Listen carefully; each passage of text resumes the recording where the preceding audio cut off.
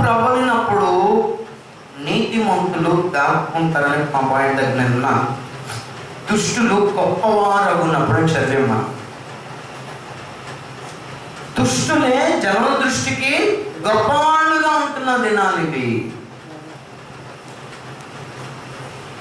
ఆ మధ్య ఎవరికో వాక్యం చెప్తే విచిత్రంగా మాట్లాడాడు. పాస్టర్ తాగితే మనకేంటండి, మనం ఎందుకు తీర్పు తీర్చాలి? అంత నీతిమంతులు అన్నమాట వీళ్ళు కొంతమంది ఉన్నారు. ఒకసారి నేను ఒక భాస్కర్ ఎక్కడికి ఇంటికి వెళ్ళాము. అమ్మని పిలిచారు, రండి భాస్కర్ ప్రార్థన చేద్దులు అని. మేము వెళ్ళాము. వెళ్ళేసరికి అదే మమ్మల్ని పిలిచారు కదా ప్రార్థన చేయాలని నేను వెళ్ళేసరికి అక్కడ ఆల్రెడీ ఎవరో ప్రార్థన చేస్తున్నారు. తప్పులేదు, ఎవరు ప్రార్థన చేయడం తప్పలేదు కదా. సరే మనం డిస్టర్బ్ చేయడం ఎందుకని బయటే మేము నిలబడ్డాం. సరే ప్రార్థన ఎక్కడి నుంచి వస్తుందంటే బెడ్రూమ్ నుంచి వస్తుంది. ఎవరు ప్రార్థన, ఏ పాస్టర్ గారో మాకు తెలుసుకోవాలని మాకు ఆసక్తి. మేము ఆ బెడ్రూమ్ వైపున్న కిటికీ దగ్గరికి వెళ్ళి చూసాం. ఆ పాస్టర్ ఊగుతున్నాడు ఇలాగా, ఆయన ఊగుతున్నాడు ఏంట్రా అనుకున్నాం. మనకి అందుకని సైడ్కి వెళ్ళి నిలబడ్డాం. ఆ పాస్టర్ అలా ఊపుకుంటా వచ్చాడు. ఇక్కడ వరకు ఆ గొడ్డు పైకి వేసాడు, ప్యాంటు అక్కడ బయట వేసాడు. అలా ఊపుకుంటానే వచ్చాడు. అవును అలా నడి వెళ్ళిపోయాడు. స్మెల్ భయంకరమైన అదేసుకున్నాడు. ఆ తర్వాత మేము వెళ్ళాం. అక్కడ మేడం గారు కాలు ఎదిగింది, అది మనసులో అలా పెట్టుకుని ఉన్నాడు.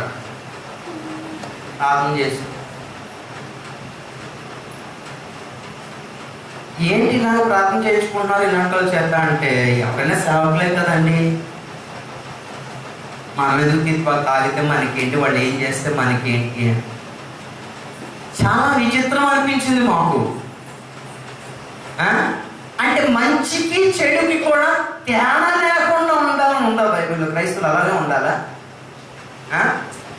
అందుకే అదే అంటాడు, దుష్టులు ఏంటిది, నీతిమంతులు ఎవరో దుర్మార్గులు ఎవరో నాకు తెలుసు, మీకే తెలియట్లేదు, నేను మీకు తేడా చూపిస్తాను రాకడలో అంటున్నాడు. స్వరం చెప్పండి కదా ఒకసారి.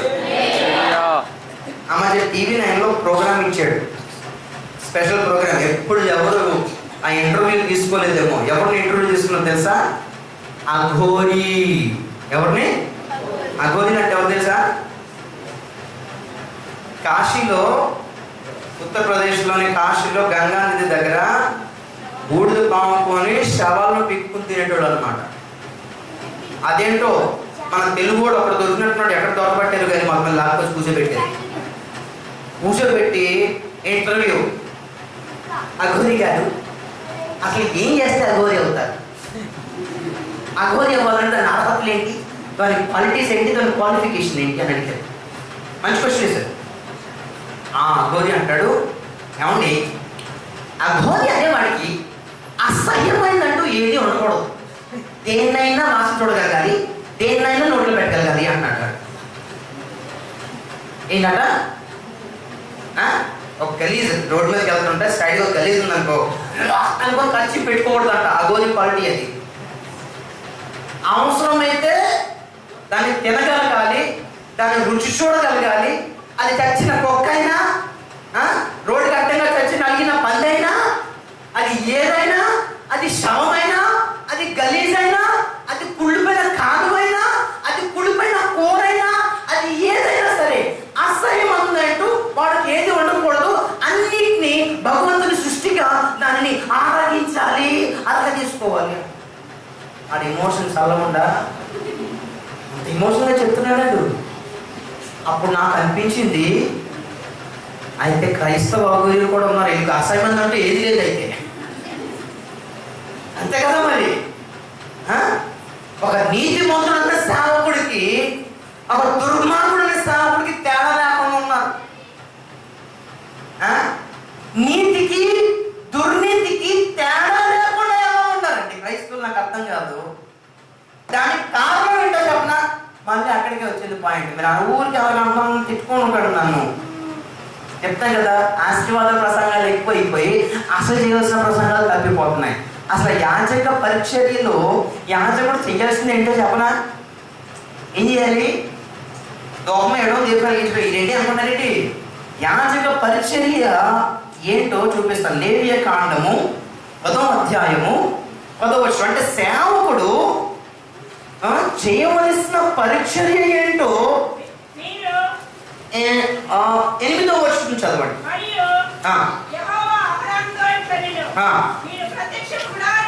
ప్రత్యక్ష గుడారంలోనికి వచ్చినప్పుడు, అంటే సంఘంలోనికి వచ్చినప్పుడు లేక సేవలోనికి వచ్చినప్పుడు మీరు చావకుండానట్లు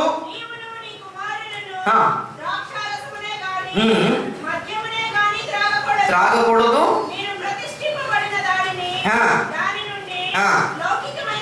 గమనించాలి, ప్రతిష్ఠింపబడిన దాని నుండి లౌకికమైన దానిని, అపవిత్రమైన దాని నుండి పవిత్రమైన దానిని వేరు చేయుటకు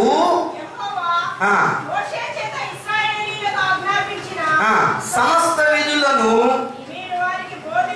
బోధించుటకును తరతరములకు విధించబడిన నిత్యమైన కట్టడ. స్తోత్రం చెప్పండి అసలు గట్టిగా గట్టిగా. హల్లెలూయా హల్లెలూయా. ఏమిటి వాళ్ళ పరిచర్య? పరిశుద్ధమైన దానిలో నుండి ఏంటిది? లోక సంబంధమైన దాని, లౌకికమైన దానిని నువ్వు ఫిల్టర్ చేయాలి. చూడాలి ఒకసారి ఏం చేయాలి? ఫిల్టర్ చేయాలండి. వడబోయాలి, వడగట్టాలి, తుర్పార పట్టాలి, జల్లెడ పట్టాలి. దేవుని కొరకు ఒక ప్రత్యేకమైన సంతతిని అప్పగించాలి అక్కడ రాకడలో. స్తోత్రం చెప్పండి గట్టి ఒకసారి. కానీ దురదృష్టవశాత్తు సేవకులు ఈ పరీక్షలు చేయడంలో ఫెయిల్ అవుతున్నారు. To show the divisions. నేను భేదమును కలుగు చేయటానికి వచ్చాను అని ప్రభు చెప్తున్నాడు. భేదం అండి, దేనికి భేదం?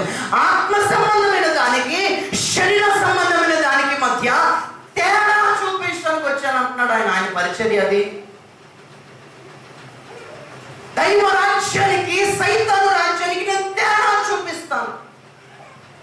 సత్య సంబంధమైన దానికి అబద్ధ సంబంధమైన దానికి మధ్య తేడా చూపించడానికి యేసయ్య వచ్చాడు.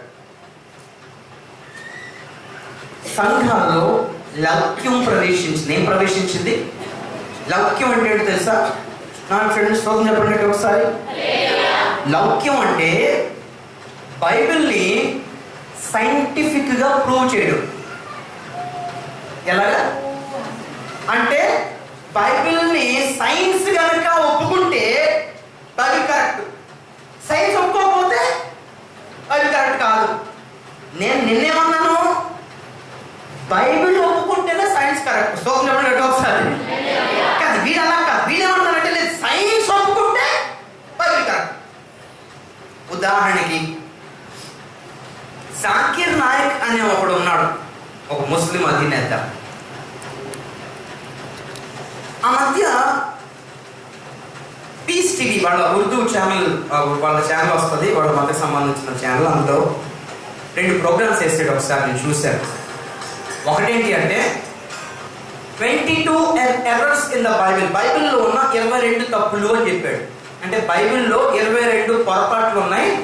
ఆ 22 తప్పులు ఎంత దారుణంగా ఉన్నాయంటే అసలు బైబిల్ వట్టి పుస్తకం, ఇది దేవుడు చేసింది కాదు అని నిరూపించడానికి ఒక చర్చా వేదిక ఏర్పాటు చేశాడు. ఫారెన్ నుండి కొంతమంది ఆఫీసర్లు వచ్చారు, బైబిల్ పండితులు వచ్చారు, స్కాలర్స్ కొంతమంది వచ్చారు. ముంబైలో జరిగింది. కొన్ని వందలు వేల మంది ముస్లిమ్స్ కూర్చున్నారు, ఇంకో పక్కన కొన్ని వందల మంది క్రైస్తవులు కూర్చున్నారు. ఇద్దరికి డిబేట్ అవుతుంది. అతను వేసిన 22 ప్రశ్నలకి ఈ సదరు బైబిల్ పండితులు జవాబు చెప్పలేకపోయారు. I'm sorry, I don't know the answer అని చెప్పాడు. ముస్లింలు అందరూ చెప్పడం కొట్టి గెలిచారు అన్నమాట. యూట్యూబ్లో ఉంది, మీరు చూసేసుకున్న తర్వాత. ఇంకో విధంగా ఇంకోటి డిబేట్ ఏంటంటే, వాస్ క్రైస్ట్ రియలీ క్రూసిఫైడ్? యేసు క్రీస్తు నిజంగా సిలువ వేయబడ్డాడా అన్నది ప్రశ్న. ఒక అరబ్ మిషనరీ వచ్చాడు అక్కడికి. ఈ జకీర్ నాయక్ ఉన్నాడు. అరబ్ మిషనరీకి అరగంట సమయం ఇచ్చారు. నువ్వు ఎంత చెప్పగలుగుతో ముందు చెప్పాను. అతను బైబిల్ పట్టుకొని నా బైబిల్లో పలాంది రాయబడింది, నా బైబిల్లో పలాంది రాయబడింది అని చెప్పాడు. ఒక్క రెఫరెన్స్ కూడా తీయలేదు. ఈ జకీర్ నాయక్ లేచి ఏం చేశాడంటే, అయ్యా నీ బైబిల్ నుంచి నువ్వు చెప్పావు, ఇప్పుడు మా ఖురాన్ నుంచి నేను చెప్పాను అనుకో, మీరు వెంటనే అది మేము ఒప్పుకోము అంటారు. ఒక పని చేద్దాం, నా ఖురాన్ నేను పక్కన పెడతా, ఇది నీ బైబిల్ అయితే అని చెప్పి ఆయన బైబిల్ తీసుకొని మీ బైబిల్లో నుండి నేను 14 అంశాలు చూపిస్తాను. మీ బైబిల్లో రాయబడి ఉంది యేసు క్రీస్తు సిలువ వేయబడలేదు, కాసుకోండి అని చెప్పి 14 పాయింట్స్ అలా లైన్గా తీసుకొని చూపించాడు. ఇప్పుడు ఏమంటామనంటే లైన్ ఇప్పుడు మనలేదు అక్కడ క్రైస్తవులు ఎవరు, పండితులు, బైబిల్ మేధావులు. ఆ 14 పాయింట్ ఏంటో మనం అడగండి, మీరు చూసుకోండి. యూట్యూబ్లో నేను బుక్ రాస్తున్నాను దాని మీద. అందులో బైబిల్లో ఉన్న 22 పొరపాట్లు లేక తప్పులు, ఎర్రర్స్ లో మనకి తెలిసిన కొన్ని ప్రశ్నలు ఆల్రెడీ ఉన్నాయి. క్రైస్తవ సమాజమే చాలా బాధకుంటుంటారు కొన్నిసార్లు. ఏంటి అంటే, మొదటి రోజున వెలుగు సృష్టించాడు, కలిగింది అది కదా. కానీ సూర్యుడు ఎక్కడి నుంచి వచ్చాడు, ఎప్పుడు వచ్చాడు? 4వ రోజున వచ్చాడు. సూర్యుడు 4వ రోజు వచ్చినప్పుడు మొదటి రోజున వెలుగు ఎక్కడి నుంచి వచ్చింది? How can matter be created after the source of matter? అంటే దేని నుండి వెలుగు రావాలో అది తర్వాత ఎలా, అంటే పిల్ల ముందు పుట్టింది తల్లి తర్వాత పుట్టింది అని అర్థం. అది అయ్యప్పనా? కాదు కదా. అదే అంటాడు, ముందు లైట్ వచ్చి తర్వాత లైట్ ఇచ్చే సూర్యుడు ఎలాగొచ్చింది? హౌ హౌ హౌ కాబట్టి ఇది బోకస్, ఇది బక్వాస్, ఇది నాన్ సెన్స్, ఇది ఏమి లేదు, ఇంకా పడండి అన్నాడు. ఇప్పుడు మీరు చెప్పండి పోనీ దాని ఆన్సర్ ఏంటి? స్తోత్రం ఒకసారి. మొదటి రోజున వెలుగు ఎక్కడి వచ్చింది? దేవుడు ఏదైనా పని చేయాలి అంటే ఆయనకి సూర్యుడు ఎందుకండి, ఆయనే వెలుగు ఉన్నాడు. స్తోత్రం చెప్పండి గట్టి ఒకసారి గట్టిగా హల్లెలూయా. ఏమై ఉన్నాడు? కీర్తన 84:11 మన దేవుడైన యెహోవా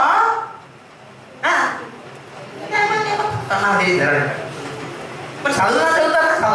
కీర్తన 84:11 మన దేవుడైన యెహోవా, దేవుడైన యెహోవా సూర్యుడును కేడెమునై ఉన్నాడు. స్తోత్రం చెప్పండి గట్టి ఒకసారి గట్టిగా హల్లెలూయా. చూడండి, దేవుడేంటి? ఆయన కూడా సూర్యుడేనండి. వెలుగు ఎక్కడి నుంచి వచ్చింది? ఆయనే వెలుగండి. తర్వాత భూమిని చేసి, భూమిని చేసి ఏం చేశాడు? ఆ జకీర్ నాకు అదే అంటాడు, సూర్యుడు లేకుండా మొక్కలు పెరుగుతాయా? చెప్పాలి, చదువుకున్న పిల్లలు సైన్స్ లేకపో. కానీ సూర్యుడు 4వ రోజున వచ్చాడు, 3వ రోజున చెట్లు పుట్టాయి. అవు అంటాడు ఆయన. పాయింటే కదా. మరి ఎలాగా? అవు మళ్ళీ అదే జీవమునకు సోర్స్ ఆయనే. స్తోత్రం చెప్పండి ఒకసారి. సోర్స్ ఆఫ్ లైఫ్ ఎవరు? దేవుడే. ఆయన జీవమై ఉండేను, ఆయన వాక్యంలో జీవం ఉండేను, ఆ వెలుగులో ఆ జీవము మనుషులకు వెలుగై ఉండను. అబ్బా ఎంత అద్భుతమైన ఫార్మాట్ అండి బైబిల్లో. అంటే నేను అంటాను, దేవుడు సైన్స్కి బద్ధుడై ఉండాల్సిన అవసరం లేదు. సరే, సృష్టించాడా? మొక్కలు వచ్చాయా? మొక్కలు ఎక్కడ నుంచి రశ్మిని లాక్కుంటుంది? సూర్యరశ్మిని దేవుడి నుంచి లాక్కుంటుంది. సో చెప్పండి. 4వ రోజు ఏం చేశారు తెలుసా? నాకేం పని లేదేంటి, ఈ భూమికి ఇలా లైటింగ్ ఇచ్చుకుంటుంటా, సూర్యుడు నువ్వు ఇక్కడ దాచుకుంటున్నాడు అంతే. సో చెప్పండి ఒకసారి హల్లెలూయా. ఏం చేశాడు? దేవుడు ఎప్పుడు భూమికి ఇలా ఉంటాడండి. నాకు బోల్డర్ పనులు ఉన్నాయి, ఆ పని చేద్దాం. సూర్యుడు తయారు చేసి, ఇదిగా సూర్యుడు చెప్పిన మాట నువ్వు భూమికి ఏం చేయాలి? నువ్వు పదపగలంతా నీ మార్నింగ్ డ్యూటీ, నీ డే డ్యూటీ అంతా ఏంటంటే భూమికి లైటింగ్ కొట్టు, టార్చ్ కొడుతున్నాం. రాత్రి పూట పడుకో, వీళ్ళు పడుకోరు. లేకపోతే ఓవర్ డ్యూటీలు, మాస్టర్లు, డస్టర్లు, మిస్టర్లు ఎక్కువ మనకి ఇక్కడ. లేడీలు పగలంతా పని చేస్తారు,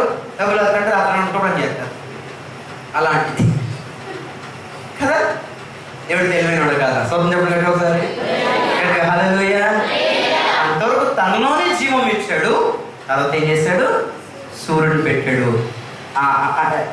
మొక్కలకి నా నుండి ఏం కావాలి, మనుషులకి ఏం కావాలి, అవన్నీ సూర్యుడిలో ఏర్పాటు చేసి ఇక్కడ నువ్వు ఉండు అన్నాడు. సోదరులు ఎప్పుడు గట్టి ఒకసారి. అంటే సూర్యుడికి దండం పెట్టుకోమని కాదు, సూర్యుని సృష్టించిన దేవునికి దండం పెట్టుకోమని. సోదరులు చెప్పండి గట్టి ఒకసారి. హల్లెలూయా, హల్లెలూయా. ఇప్పుడు నేనేమంటానంటే, దేవుడికి ఏమవసరం? సూర్యుడు అవసరమా?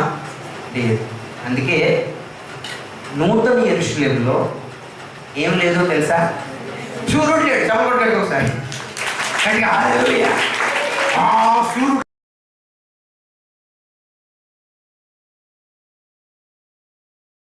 సాక్ష్యంలో సూర్యుడు ఎవరు? మర్చిపోయారు మీరు.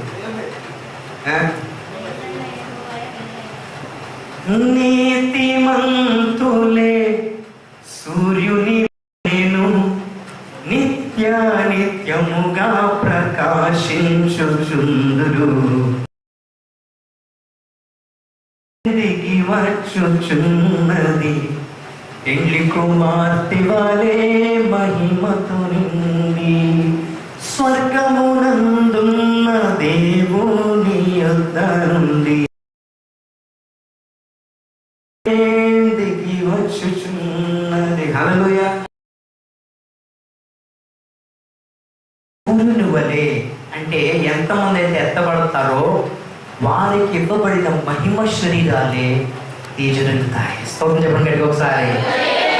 అప్పుడు సైన్స్ చదువుకున్నవాడు అర్థం చేసుకోవాలి, సూర్యుడు లేకపోతే దేవుడు చేయగలడు అని. ఆమె అంటే సైన్స్ పరంగా దేవుడిని నిరూపించాల్సిన అవసరం దేవుడికి లేదు. దాని మీనింగ్ ఏంటో చెప్తా. ఫర్ ఎగ్జాంపుల్, బిల్డింగ్ పైకెక్కి నేను దూకానంటే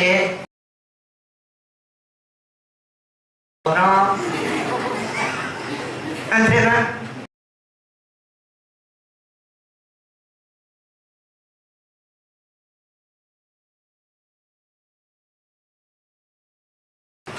అదే దేవుడు దూకితే బల ఏమవుద్ది? గడ్డి జన్మ కింద పడతారు. అంతేనా? అంటే మరి ఏంటన్నట్టు ఏం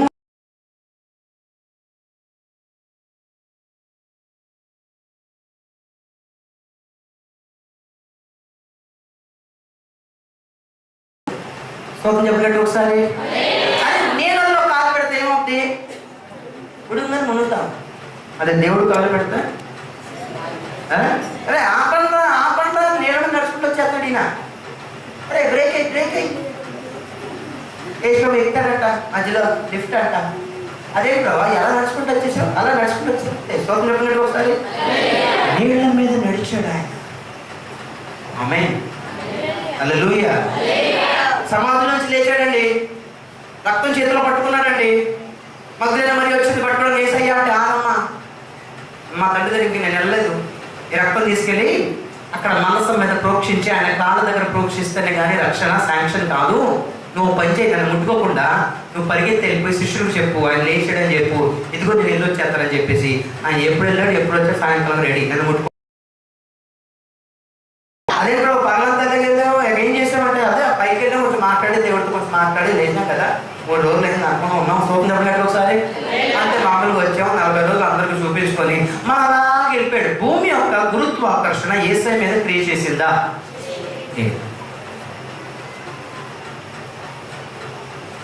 హల్లెలూయా.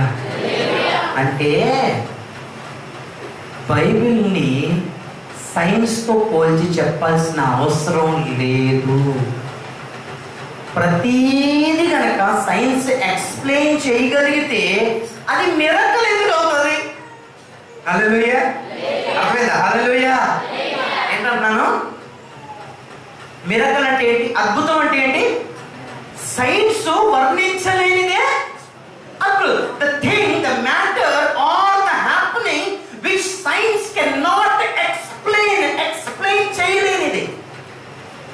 ఒక సహోదరికి, ఒక చెల్లికి బాగా కడుపులో పోయితే ఆపరేషన్ చేసి గర్భసంచి తీసేసారు. ఆ అమ్మాయికి పెళ్ళయింది.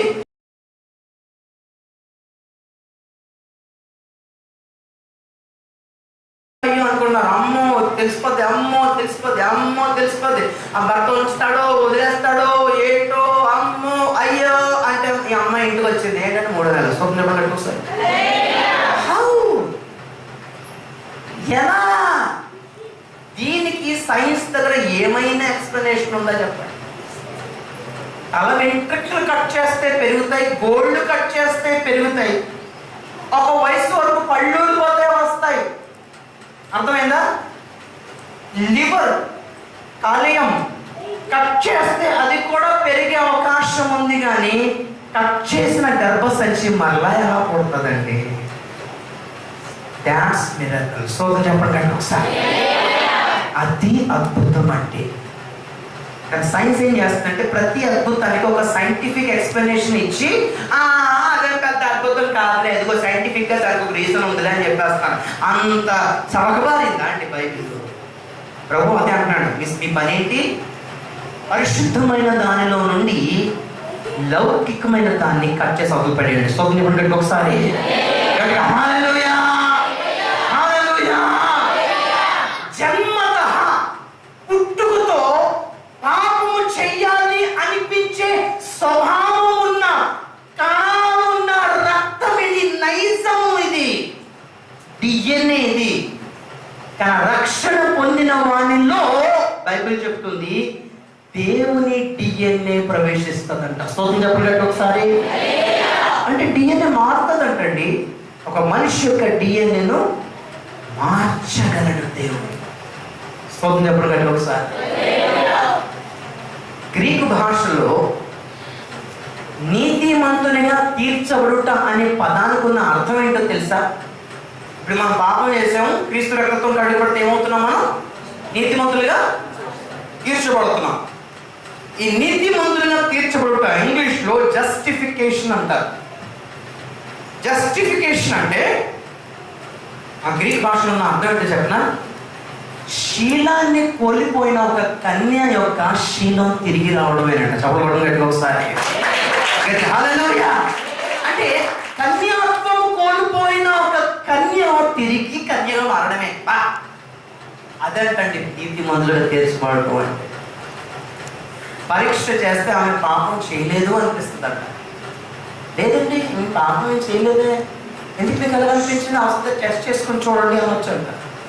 దేవుడు మనం నాకు చేయగలుగుతారు రక్తంతో. ఆమేన్. హల్లెలూయా. ఇది సైన్స్కి సాధ్యమా? గొప్పోడండి దేవుడు. సరే, నేను చెప్పేది ఏంటంటే ప్రభు రాకడలో చూద్దాం. మలాకి గ్రంథంలో ఉన్న మనం 3వ అధ్యాయము 17వ వచనం. దేవుడు క్రియ చేయటానికి ఒక దినాన్ని నియమించాడు. ఆ దినమున ఆయన బోలెడని పని చేయబోతున్నాడు. అందులో మొట్టమొదటి పని ఏంటి అంటే తన సంఘాన్ని పైకి రమ్మని పిలవడమే. ఎలాగా?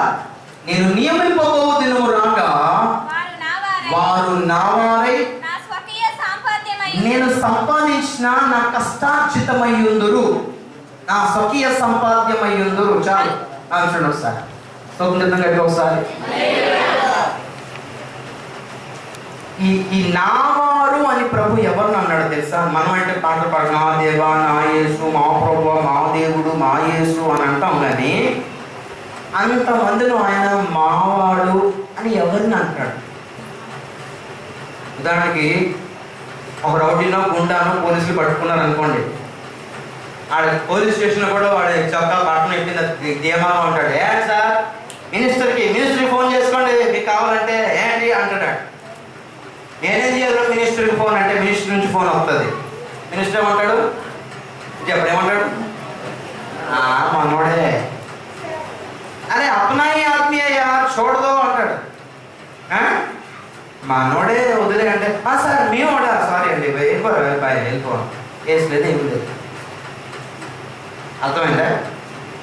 దేవుడు అంట రాకడ సమయంలో నా జనమా ఇక్కడికి ఎక్కినము అని పిలిచేటప్పుడంట కీర్తన గ్రంథం చెప్తుంది, ఈ అక్కర్లేదు 54లో భూమికి ఆజ్ఞ ఇస్తాడంట, నా జనులను పోనీ అని. స్తోత్రం చెప్పండి ఒకసారి. కదా కదా కదా నాయకుడు. మోషే కూడా ఫరో దగ్గరికి వెళ్ళి ఏమన్నాడు? హెబ్రీయుల దేవుడు ప్రత్యక్షమై సెలవిచ్చినది ఏమనగా నా జనులను పోనిమ్ము. స్తోత్రం చెప్పండి ఒకసారి. అర్థమైందా? భూమి కట్టాడు. ఏ భూమి जो लोग अपना आदमी है उन लोगों को छोड़ दो. ఏంటది? నా వాళ్ళెవరో చూడండి, ఒకసారి చూడాలి, చదవకండి, నేనే చదవకండి, చూడండి. భూమి పని మా వాళ్ళు ఉన్నారు చూడు, వాళ్ళ మీద నుండి నీ గురుత్వాకర్షణను క్యాన్సిల్ చేయండి.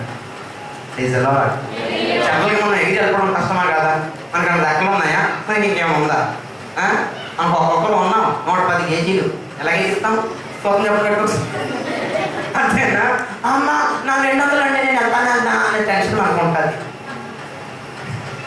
అర్థమైందా? ఇప్పుడు స్లిమ్గా అంటే నేను చాలా ఈజీగా వెళ్తాను, ఈజీగా. అవును, మరి ఏం చేస్తాం? మరి ఒక్కొక్కరు వెయిట్ అలా ఉంది భూమి మీద. సరే, ఇంకా నయం అంగారక గ్రహం మీద లేవు. అంగారక గ్రహం మీద అంట భూమి మీద ఉన్న డబుల్ వెయిట్ అంట. అర్థమైందా? నాకు 65 అనుకోండి, అంగారక గ్రహం మీద 130. కాలు తీసి కాలు పెడతానో లేదో కూడా తెలియదు, వదిస్తున్నది. దేవుడు ఏమంటాడంటే ఎవరు ఎంత వెయిట్ ఉన్నా, కోపం చెప్పండి ఒకసారి, శరీర సంబంధం వెయిట్ అయితే పర్లేదు, కానీ పాపం అనే వెయిట్ ఉంటే మాత్రం ఎక్కబడలేము. కాబట్టి భూమి జోలో అప్నా ఆదమీ హే, మనోడు ఎవరైతే ఉన్నారో వాళ్ళందరినీ విడిచిపెట్టనగానే భూమి యొక్క గ్రావిటీ మన మీద ఫెయిల్ అయిపోతుంది. మనం అమాంతంగా గాల్లో లేస్తాం. స్తోత్రం చెప్పండి గట్టిగా ఒకసారి, గట్టిగా హల్లెలూయా, హల్లెలూయా. ఆ రోజున ప్రకృతి కూడా క్రియ చేస్తుందండి రాత్రి సమయంలో. కాకపోతే ఏమై ఉండాలి? ఒకరోజు ఇశ్రాయేలీయులు మరలా బానిసలుగా ఉన్నారు పర్షియా రాజ్యంలో. ఎవరి రాజ్యంలో? Persia Kingdom. దేవుడు పర్షియా రాజైన కోరెషు దర్శనం ఇచ్చాడు. ఇదిగో 70 సంవత్సరాలు అయింది నీ దగ్గర బానిసలుగా ఉన్నారు మా వాళ్ళు, ఓ పని చేయి. ఇశ్రాయేలు యెరూషలేము పాడు తిప్పగా ఉంది, మందిరం కట్టాలి. ఏం కట్టాలి? మందిరం కట్టాలి. కాబట్టి నా జనులను పోనీ అని దేవుడు కోరెషు చెప్తాడు. కథ వచ్చింది. కోరెషు నిద్రలేసి ఎవరే ఎవరే ఎవరే బాబు, మన దేశంలోనంట అదెవరో దేవుడు సంబంధించిన మనుషులు ఉన్నారంట. ఎవరు అది అంటే, అవునయ్యా యూదులు ఉన్నారు, యూదులు అంటే, అవునా ఎవరు వాళ్ళంతా?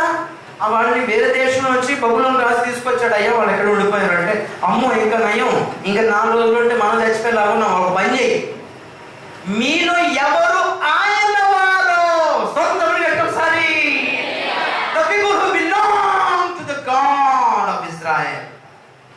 మీరందరూ వెళ్ళిపోండి, మీకు దండం పెడతారు, పోండి అన్న. వీడి సంతోషం, మనం వెళ్ళిపోతామంట స్తోత్రం అంట అంటే అంత ఈజీ కాదమ్మా.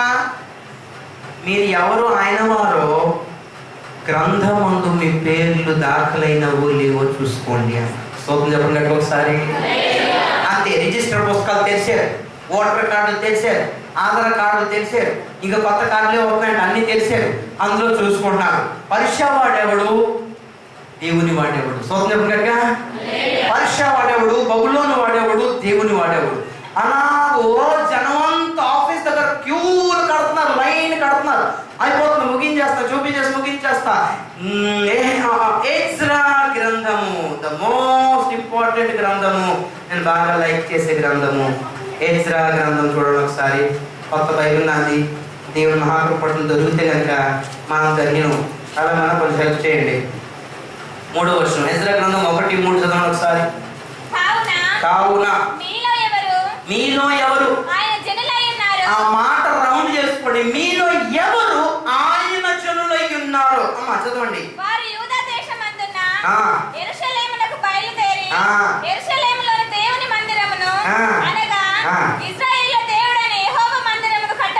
స్తోత్రం చెప్పండి ఒకసారి.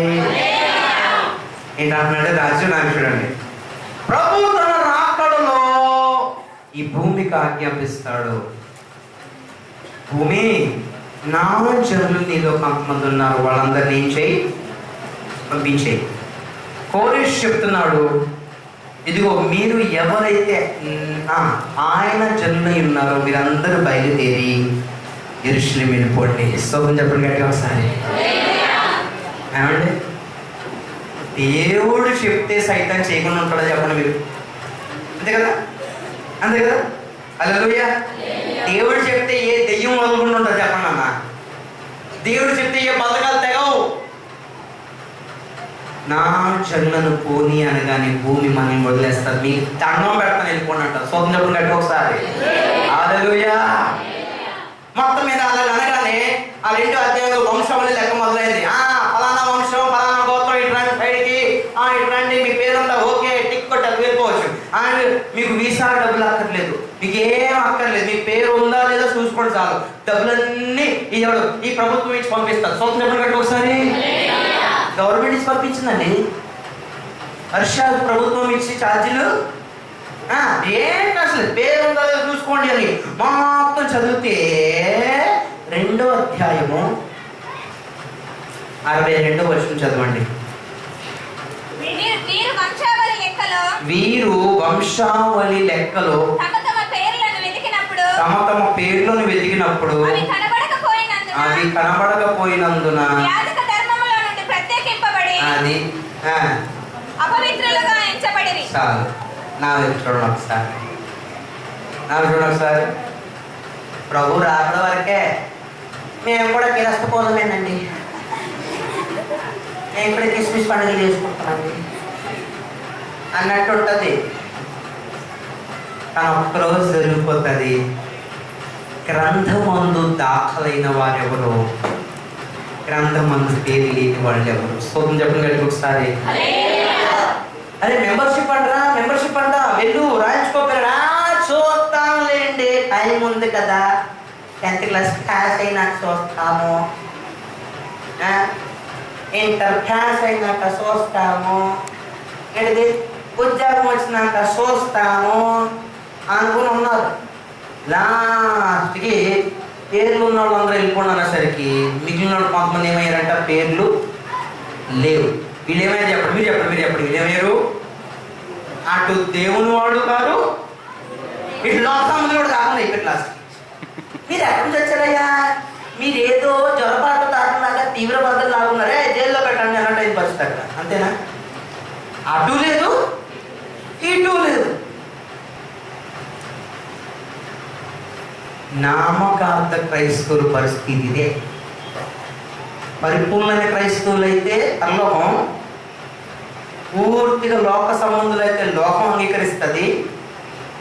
కానీ నామకార్థ క్రైస్తవులు అయితే మాట్లాడే దేవుడు అంగీకరించడు, ఇటు లోకం కూడా రిసీవ్ చేసుకోడు. ఇటు వీళ్ళు చంపుతారు, అటు ఆయన చంపుతారు. మనకు అవసరం 2 సంపుళ్ళు? చెప్పండి అమ్మా, లోకం చెప్పండి ఒకసారి.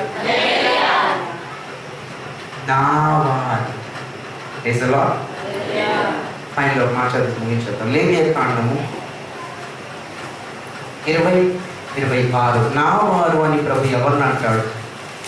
అప్పంతా ఆద్మీ హే, యెహోవా నేను పరిశుద్ధులను నా వారై ఉండినట్లు అన్య జనులలో నుండి మిమ్మును వేరుపరిచితిని. స్తోత్రం చెప్పండి, గట్టి చెప్పండి. ఎవరి నా వారు అన్నాడు? నాకు చూడండి. ఎవరైతే అన్య జనులలో నుండి తాము వేరుపరుచుకుంటారో, చాలాసార్లు ఏర్పాటు అని విన్నామా? ఏర్పాటు అంటే ఏంటి? వేరుపాటు. చెప్పండి ఏంటది? ఏర్పరచబడిన వారు అని విన్నాం. ఏర్పరచబడడం అంటే ఏంటి? వేరుపరచబడడం. చెప్పండి ఒకసారి. ఎవరైతే లోకానికి, లోక మాలిన్యానికి, ఈ మూర్ఖపు తరము వారికి వేరై జీవిస్తున్నారో వాళ్ళని దేవుడు అంటున్నాడు, వీరు నా వారు. చెప్పండి గట్టిగా. నేను నియమింపబోవు దినము రాగా వారు నా వారై ఉంటారు. స్వప్నం చెప్పండి. ఇక్కడికి ఎక్కి రమ్ము అని పిలవగానే అయ్యా నీతిమంతులైన క్రైస్తవులు ఎవరో, దుర్మార్గులైన క్రైస్తవులు ఎవరో, పరిశుద్ధమైన క్రైస్తవులు ఎవరో, లౌకికవాదులైన క్రైస్తవులు ఎవరో నేను వేరు చేసి వాళ్ళని తీసుకెళ్తాను అంటున్నాడు. స్తోత్రం చెప్పండి. వేరుగా ఉందాం ప్రియ, ప్రత్యేకంగా ఉందాం, డిఫరెంట్గా ఉందాం. ఏం పోయింది? జనాలు మనల్ని చేర్చుకోరు డిఫరెంట్గా ఉంటే. అదే మన స్పెషాలిటీ. Praise the lord. ఏంటి మన స్పెషాలిటీ? జనాలు మనల్ని చేర్చుకోకుండా ఉండడమే మన స్పెషాలిటీ కదా. దాని గురించి సాయంత్రం చూద్దాం. వీలైతే అందాక సిద్ధపడండి. స్వకీయ సంపాద్యం ఏంటో నేను సాయంత్రం చెప్తాను. నావారంటే ఎవరు? ఒకటి, వేరుగా జీవించేవాడు. వాళ్ళు భూమి మీద లెక్కించబడరు. మనోడు అని భూమి మనం అన్నది. స్తోత్రం చెప్పండి ఒకసారి.